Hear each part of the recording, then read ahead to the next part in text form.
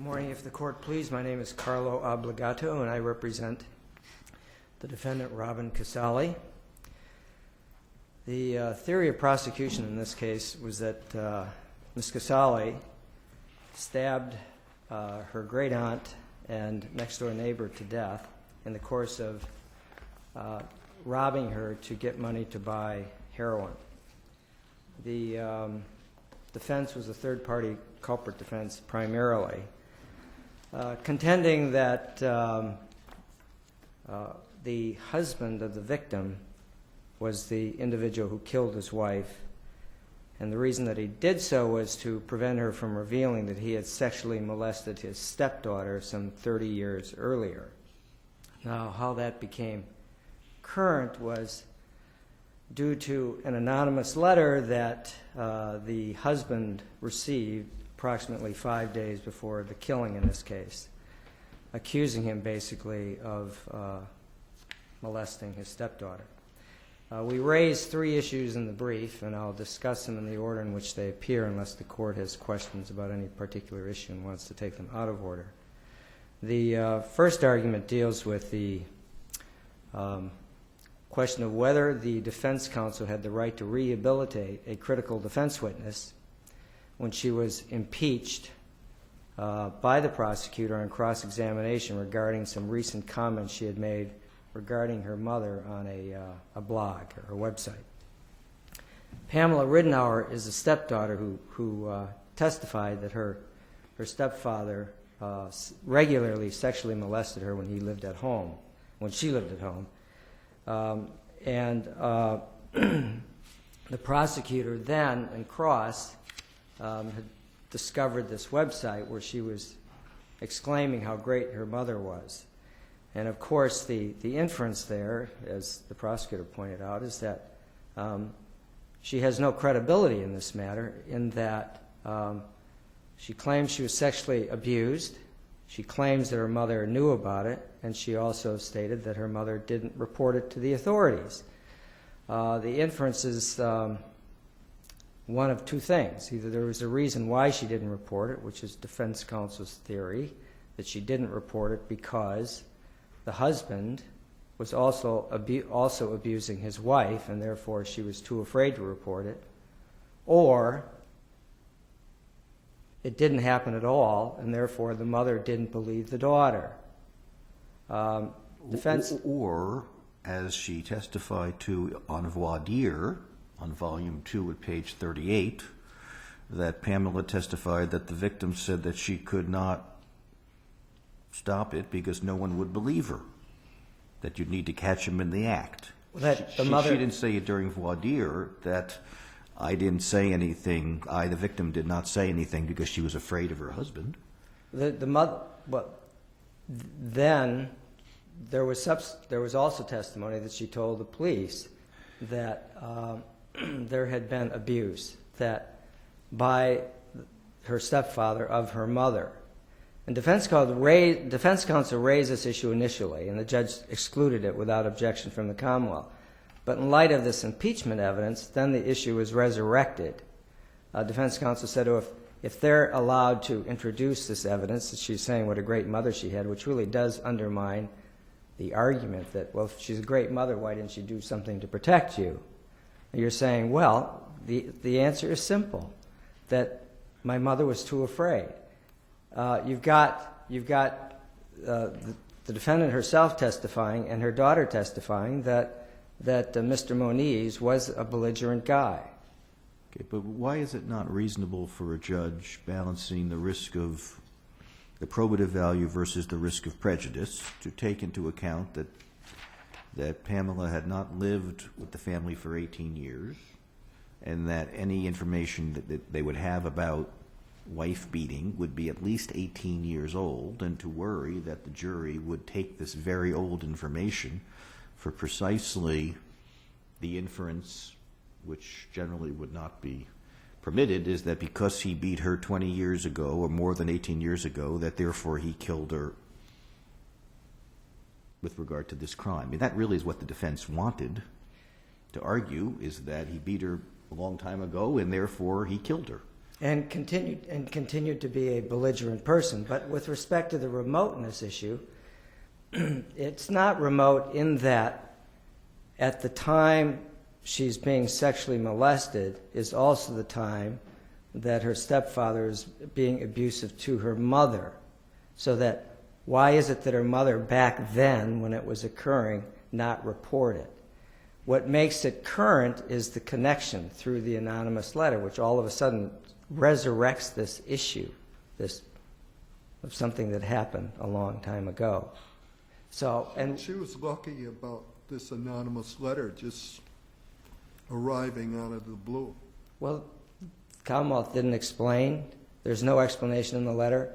In the record as to who wrote the note, and the police didn't investigate it, and that's largely even when it was brought to their attention. I mean, when after They didn't investigate what? Who sent the letter? anything about the letter or the allegations, which is why, in this case, the judge gave the Bowden instruction that he did, because they were not the least bit interested, according to one of the chief investigating officers, in these allegations or pursuing any investigation.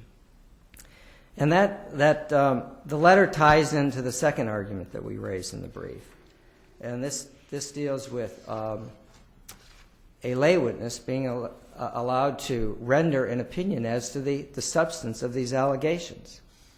The lay witness, of course, is Douglas White, who is the nephew of the husband of the victim. He's a principal at a school in Falmouth, and it was on his stationery that the note was written, saying, Doug knows that you, Wayne, sexually molested your daughter, Pamela.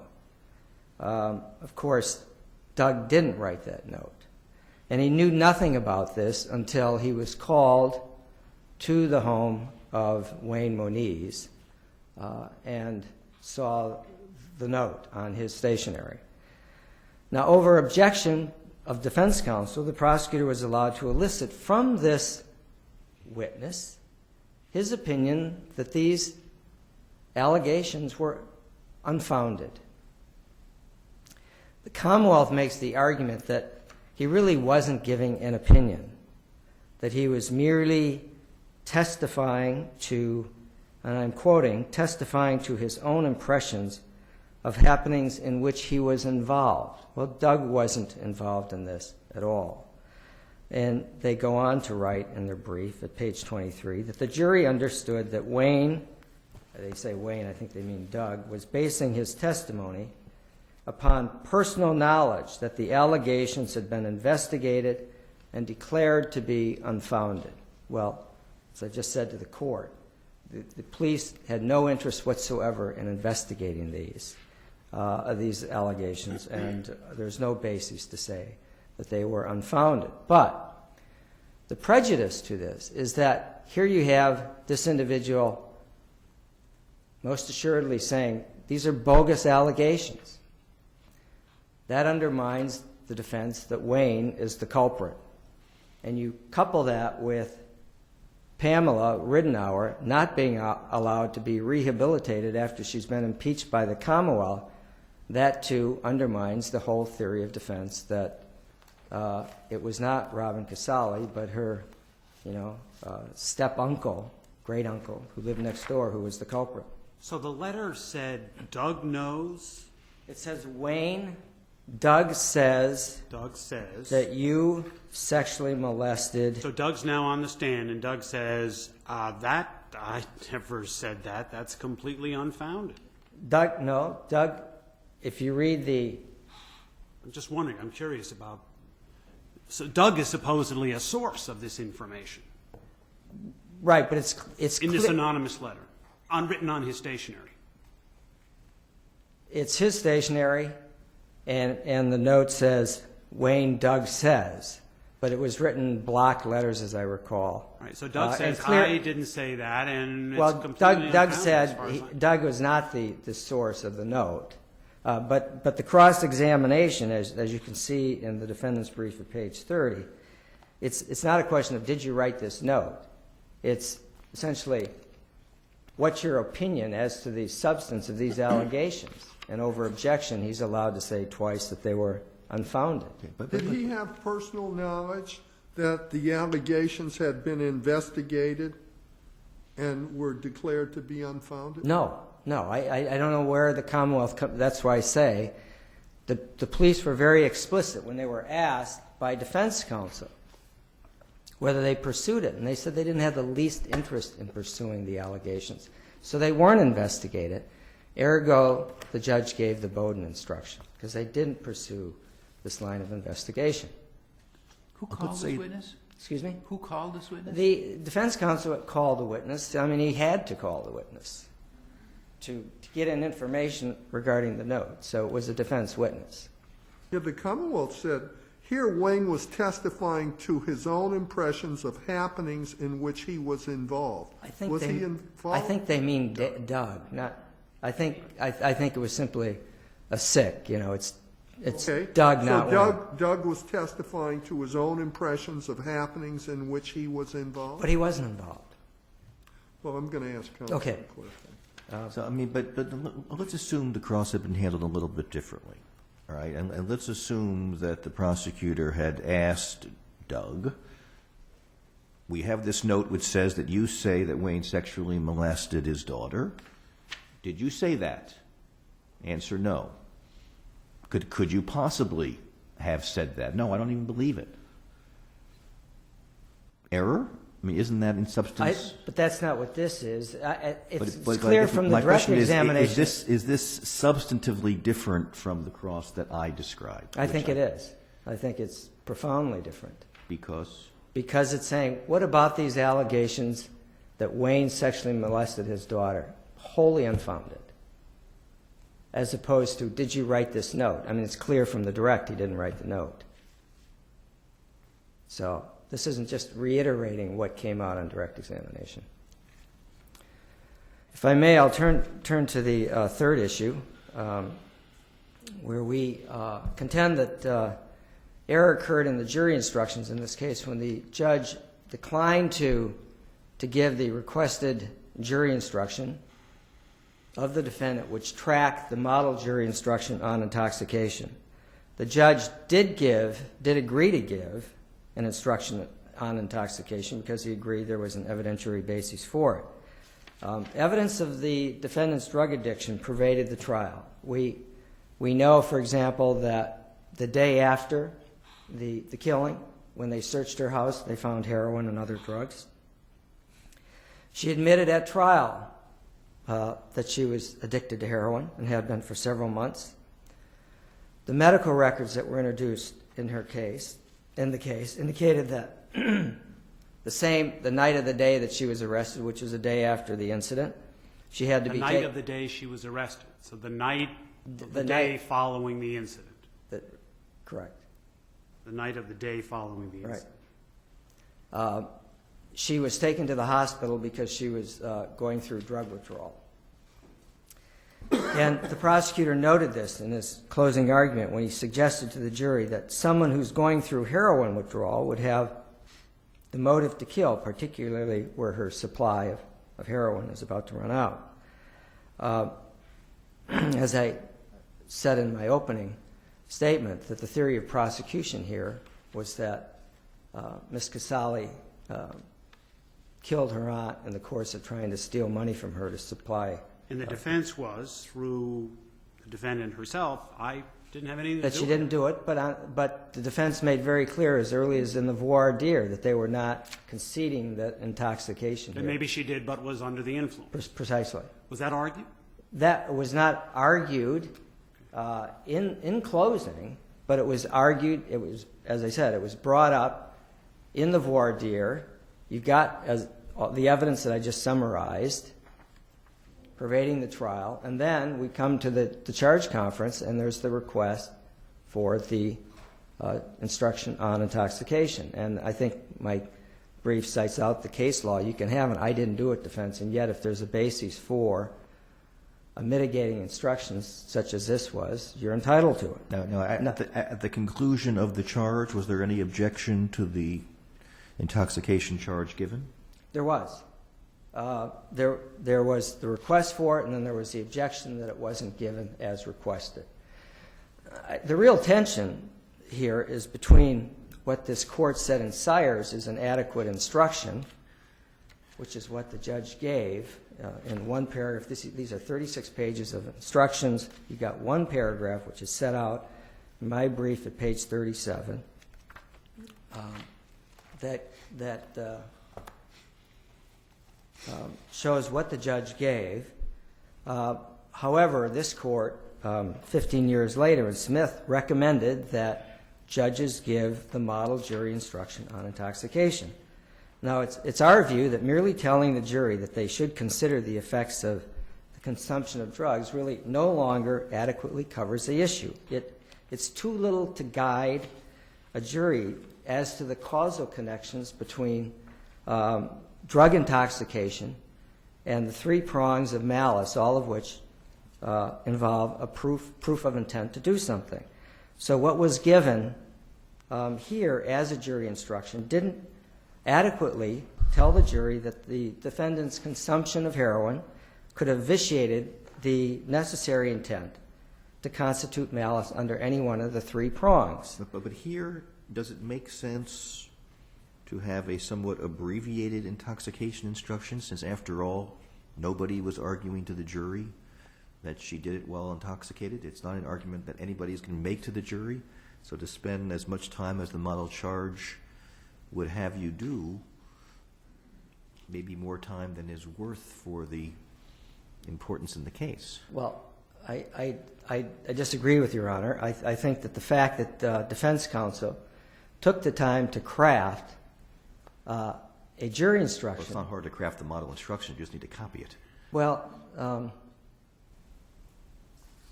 okay, copying it and putting in whatever appropriate language is necessary, and then arguing it in the charge conference, and then objecting to it when it wasn't given, is more than saying, well, you know, this is just a throwaway issue for us.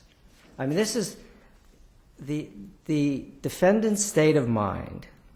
Her intent was an extremely important issue in this case. This jury got the case on the afternoon of the first day of deliberations. They deliberated for several hours. They deliberated a whole second day and didn't reach a verdict until the third day. In his closing argument, the prosecutor stated, quote, Robin Casali is a user. Now, did she intend to stab Winifred when she went into that house? Probably not. She just wanted probably to get some money and take off.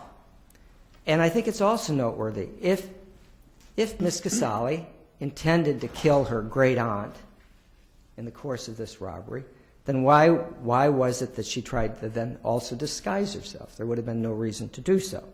So the question, for example, in first-degree murder, deliberate premeditation, under these circumstances, when the robbery goes awry for circumstances we don't know, did Miss Casali decide to kill with the requisite deliberate premeditation?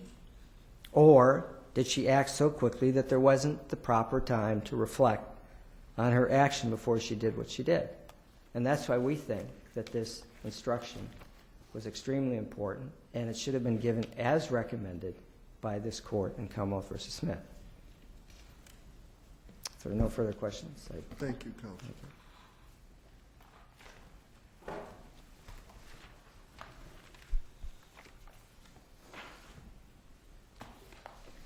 Good morning, Mr. Chief Justice. Congratulations, Justices of the Court. Good morning. May it please the Court, Julia Haller on behalf of the Commonwealth. Start with the last argument, just to go backwards through forwards, or however Your Honors wish to hear it. But I would start with defendant counsel's statement that evidence of addiction pervaded the trial. Now, it might have been evidence of addiction, but there was no evidence of intoxication. None. The defendant took the stand. She testified that she had last used heroin on the Sunday night the murder occurred on the Monday morning, and that there was some confusion as to when she had used the heroin, and she admitted during cross-examination that she had lied to the jury about when she had taken the heroin and when she was going through withdrawal. She admitted that she lied during her direct testimony. about when the So heroin had gone. what was the sum and substance of her testimony as to when she last I ingested believe that heroin? the evidence that we have, the clearest seems to be that she last took heroin the Sunday evening, and the killing was on a Monday morning. So within probably 24 hours. Okay. I think that's probably the best estimate. And then there was some indication that Oh, she... wait, you say the clearest was she last took heroin Sunday evening, Yes. and the murder was Monday morning? murder was so that Mon- isn't 24 hours. That's only like 12 hours. Well, yeah, within 12. We're not really sure when she last did the heroin. She testifies she last had the heroin sometime that Sunday. But we're not really sure when that Sunday evening it was, or Sunday afternoon, just that it was on Sunday before, and the murder was the Monday morning. And then the next time that she may have used heroin, we're not really sure, but there is evidence from the hospital records that she's having symptoms of withdrawal the evening of Tuesday, which is more than 36 hours after the killing. And that's the only evidence we really have. Was there any evidence as to when withdrawal sets in?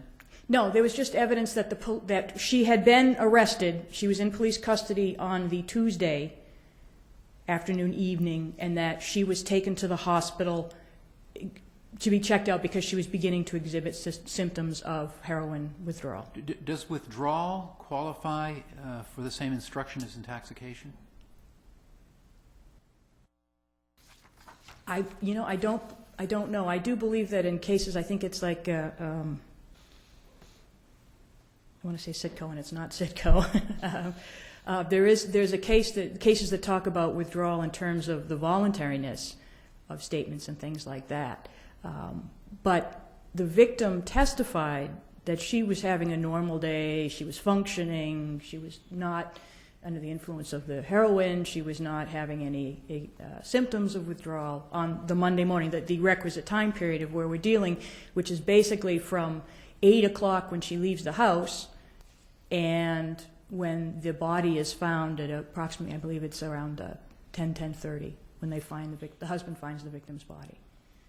And in this case, in this court in Smith, which is 449 Mass 12 at page 17, it's true. The court says it's recommended that a judge give the model instruction on intoxication.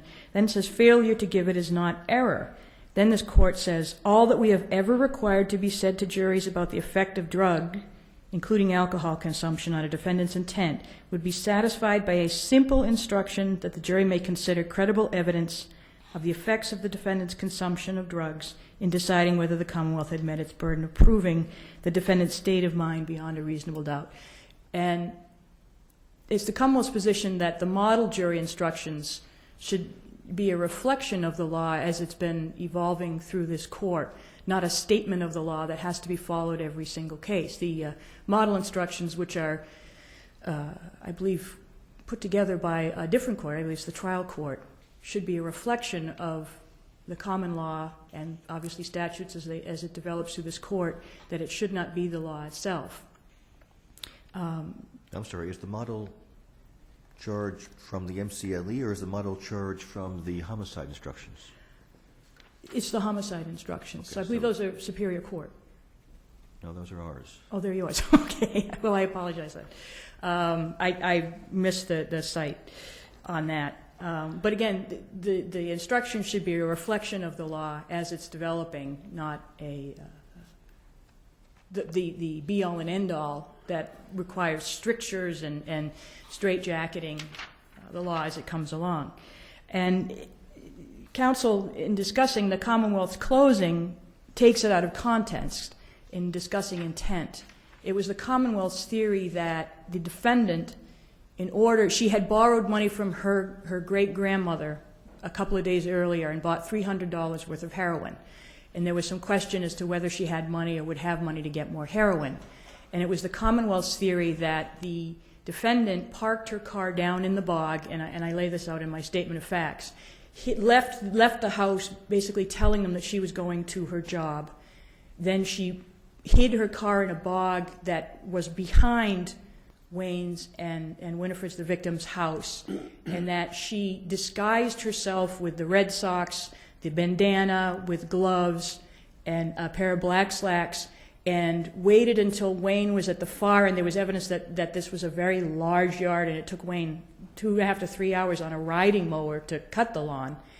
And when Winifred went back into the house, or while Wayne was out of the house, that it was the defendant's intent to break into the house because she knew that Winifred and Wayne kept money hidden in the house because they didn't believe in banks. And then it was within 3 days of Winifred getting her Social Security money, which she kept in a wallet on her person. And there was evidence that Wayne kept money hidden behind a deer head in the living room. Now, the defendant herself testified that she knew that they hid money in the house, just she claimed she didn't know where they hid money in the house. So it was the Commonwealth's theory that the defendant went in, and for whatever reason, because we don't know, the Commonwealth's theory was that Winifred had perhaps recognized the defendant, and then the fight ensued where she was stabbed to death by the defendant. And then the intent was not intent in terms of intoxication, ability to form specific intent. The intent went from stealing to covering up the crime and killing the victim so that no one would know that it had been her in the house. That is, when you read the prosecutor's closing, that is the part and parcel of what the prosecutor was testifying to. The defendant never talked about... What the prosecutor was testifying to? I'm sorry, the prosecutor in his closing... Okay, it was arguing. Was arguing, I'm sorry, was arguing. I switch my words up when I get going, I apologize. They come out in different orders sometimes than I really want them to. Defense counsel did not argue intoxication, and when you read the judges, basically they have a small jury conference on this. The judge basically says that out of an abundance of caution, he's giving the instruction. Not that he's, because he says that the jury that the hospital records show that she was experiencing these symptoms 36 hours after the murder. So the judge says, out of an abundance of caution, it is a first-degree murder case, I will give an intoxication. And he gives the sires very small, very limited. Defense counsel does object, and the judge says, no, I'm not going to make it go any longer. That covers what we have here. Now, if you could turn to the first argument. Sure, Mr. I was Delgado ready made. to move on. Was there ever any attempt by the defense to offer into evidence, apart from the cross-examination of Pamela, the prior history of battering by this, is it Wayne? Wayne against Winifred, yes. I believe that's why they had the voir dire at the very beginning, to cover just basically what, if the Commonwealth had made a motion in limine to exclude Ridenour's testimony because it was the contention that it would be too remote. The judge said, let's have a voir dire. Judge has a voir dire, and the judge basically says, bring out what you want and we'll see. Now, during the voir dire, she never says that the reason why, as Your Honor pointed out, the reason why they didn't disclose this sexual abuse earlier than it was because Wayne beat Winifred. The reason why, as Pamela Ridenour testified during the voir dire, was her mother said, we have to catch him at it or no one will believe us. There's no discussion about that. When defense counsel said in the police report, she says that it was because, or it just basically says that Wayne beat the victim, it's almost an attempt to bootstrap it onto the issue, and really is in fact to impeach his own witness is what he's going to try and do, because the witness didn't say it was because of physical abuse against Winifred that the reason why they didn't come forward. So apart from the police report, is there anything in the record that speaks of this battering by No. Wayne of Winifred? No, So it's just the police report? it's just the police report. They tried to is do that it. part of the record or not? No, it's just referred to by defense counsel during the sidebar. He mentions in the police report during an interview, she says to the police that Wayne beat Winifred. Now, it's not linked to anything else in that situation. And I believe I found, in addition to saying the Wayne in the second issue, which I apologize, I got my dates mixed up on the remoteness. She had left, Pamela Ridnour had left the household at 18, which would have put it, she had not been in the household for more than 30 years, which is even longer than the 18 years, which You I went had back said. and forth. I got confused. Again, I apologize. So it's been 30 years, not 18 It was years. probably closer to 30 years. She was 18 when she left the household. That's why I got confused. So it was 18 when she left the household, which would have been more than 30 years. She had been living in Ohio for the 6 years previous, and she herself testified that she only had intermittent contact with the family, and she hadn't been there within a year before the killing. And she was not invited to parties and things. What- Go Oh, ahead. excuse me. Go ahead. Go. What about the letter that was sent? The letter that was sent, The anonymous letter? it just kind of falls out of the sky and appears suddenly because we don't know who and how and where it went. And the defendant at trial spent a great deal of time trying to show that the police, and certainly tried to make a lot of hay with that the police focused too soon on the defendant and didn't investigate this part as they were trying to develop this third-party culprit evidence. Well, when they asked Doug about Mm-hmm. it, wasn't he giving an opinion? No, because if you look at, let me find it here. Doug's testimony on page 8871, which is basically at the last point, not 8871.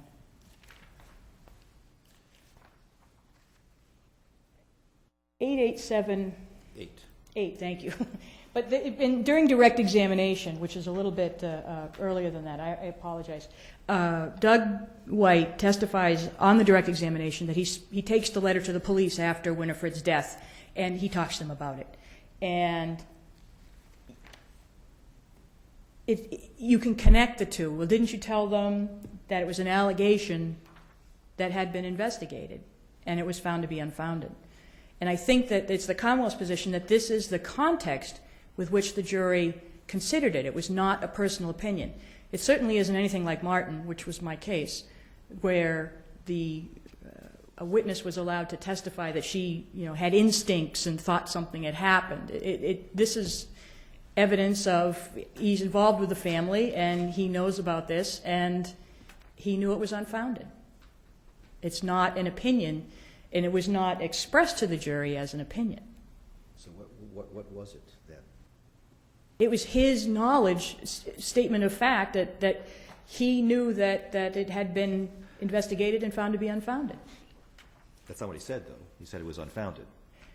Right, but then he talks to, if you refer back to the end of the direct, counsel takes Doug White to talking to the police, and it's almost a continuation. And you can infer that he was telling the police, I told them it was unfounded. That this is almost a verbal completeness thing.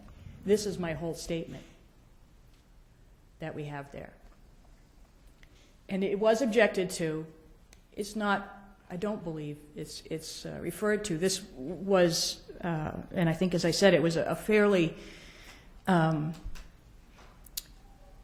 attempt by the defendant to develop this evidence that was fairly weak to start with, and because it doesn't go anywhere and it isn't relevant, it really can't be developed any more than it is. I mean, but that was her defense, was that was how she gets to Wayne coercing her to take the bag of bloody materials, because the defendant testified that she took this bloody bag, this material of bloody clothing, and threw them out in the woods because Wayne had told her that he would do the same thing to her daughter that he had done to Winifred. So you're saying that his testimony is essentially his knowledge that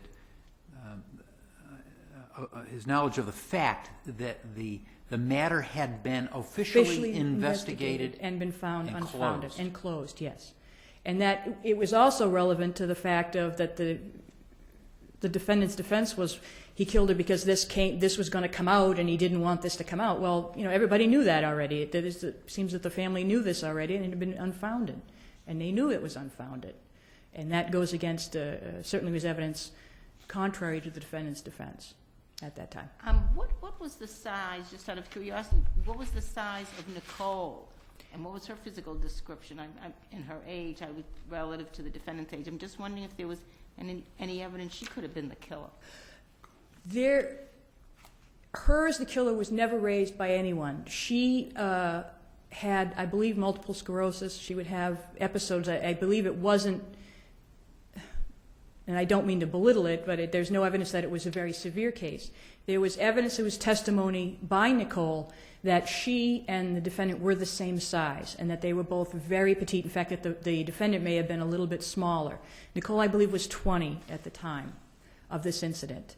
You mean smaller in terms of stature or age? Stature, size, size of clothing. They both wore size 0 to size 2 clothing. And Nicole testified that they shared clothes quite often. And that her mother would sometimes take her clothes, her work clothes, and wear them to work herself. So, although there's DNA evidence that suggests that Nicole and the defendant are on a lot of this, there's never any evidence that Nicole could have done it. In fact, there's alibi. Basically, Nicole says, I was sleeping. The great-grandmother, Josephine, says she was upstairs sleeping. There was never any attempt. And that this evidence that there was perhaps user DNA or wearer DNA, I think they call it, was more just to corroborate that, yes, it was a coincidence that they did share clothing and that this was plausible. And I think that Your Honors will note from looking at the DNA evidence that Wayne's DNA is not on anything, nothing, that was tested for blood.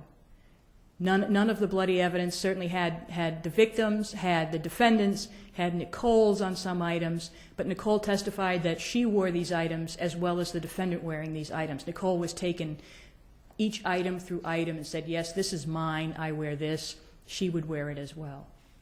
So the evidence linked the defendant, not Wayne, to any of the evidence, any of the DNA evidence. I'll get to the end of that sentence. And if there are no further questions, I will submit. Thank you. Thank you, Your Honor. Take a brief recess.